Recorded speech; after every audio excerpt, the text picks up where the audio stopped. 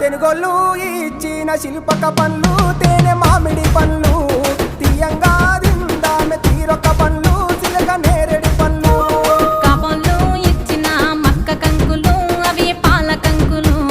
కాల్చుకొని తిందాము కందికాయలు పచ్చి పల్లికాయలు గుజారి గుజారి మామిళ్ళ కిందో నల్ల మామిళ్ళ కింద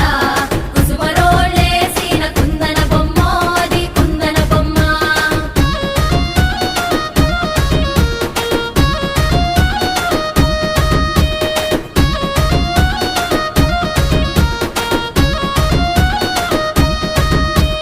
బెస్తోలు పెట్టిన పచ్చి చేపలు అవి వట్టి చేపలు